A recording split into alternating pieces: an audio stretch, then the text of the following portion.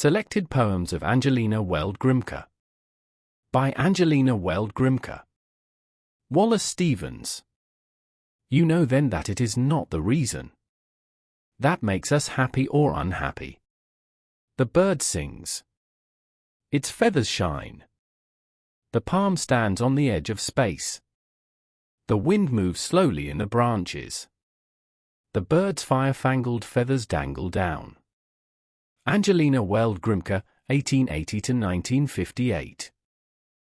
Troubled family history almost willfully theatricalizes key themes of America's racial history. Her father, Archibald, was the child of a South Carolina slaveholder and a slave on his plantation. Her great-aunts on her father's side were Southern white abolitionists. Grimké's father married a white Bostonian, but the marriage disintegrated soon after Angelina's birth, and she never saw her mother again.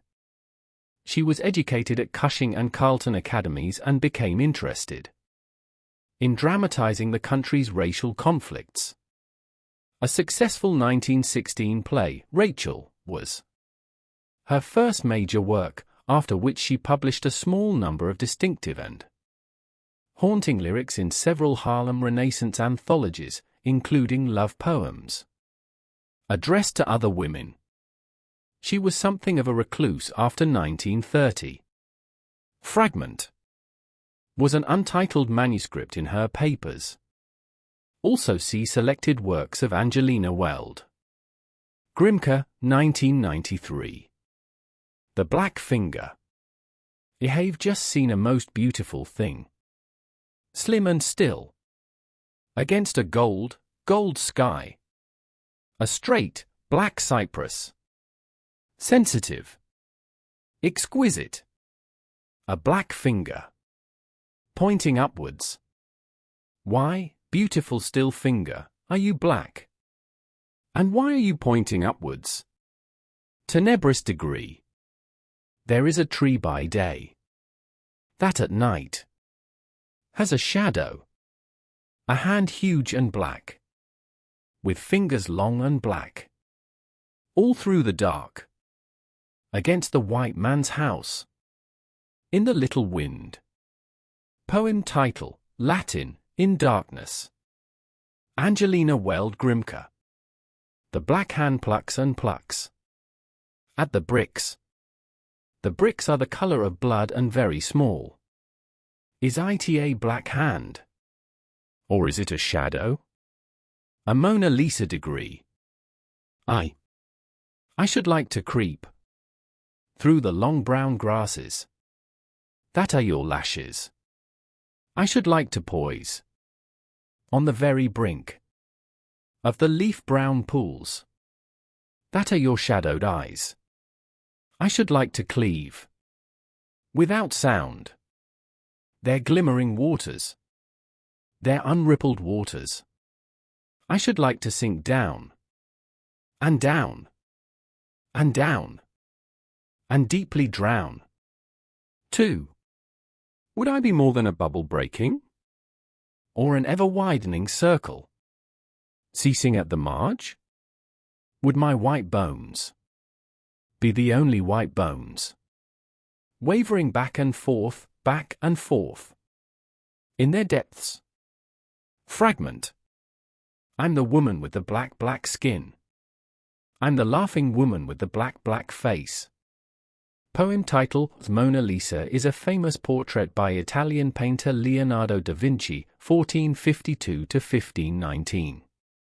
I am living in the cellars and in every crowded place. I am toiling just to eat, in the cold and in the heat. And I laugh. I'm the laughing woman who's forgotten how to weep. I'm the laughing woman who's afraid to go to sleep. See 1930–189. Georgia Douglas Johnson, 1880–1966. Born in Atlanta, Georgia, Johnson spent much of her adult life at 1461 S Street Northwest. J.B. Washington, D.C., which she turned into one of the most famous literary Salons of the 1920s. She moved to Washington with her husband after graduating from Atlanta University, but he died in 1925, after which she struggled to earn enough to support herself and her children. She became the most celebrated female poet of the Harlem Renaissance, publishing stories, writing plays, issuing a newspaper column, and publishing for books of poetry. In the midst of the Great Depression, this prolific writer lost her job at the Labor Department and then had to survive on temporary positions. Her time to write was thus cut back still further. A number of her unpublished stories and plays have never been recovered. The Heart of a Woman. The heart of a woman goes forth with the dawn, as a lone bird, soft-winging, so restlessly on. Afar o'er life's turrets and vales does it roam. In the wake of those echoes the heart calls home. The heart of a woman falls back with the night, and enters some alien cage in its plight, and tires to forget it has dreamed of the stars, while it breaks, breaks, breaks on the sheltering bars. Common dust. And who shall separate the dust? What later we shall be? Whose keen discerning eye will scan and solve the mystery? The high, the low, the rich, the poor, the black, the white, the red, and all the chromatic between. Of whom shall it be said? Here lies the dust of Africa.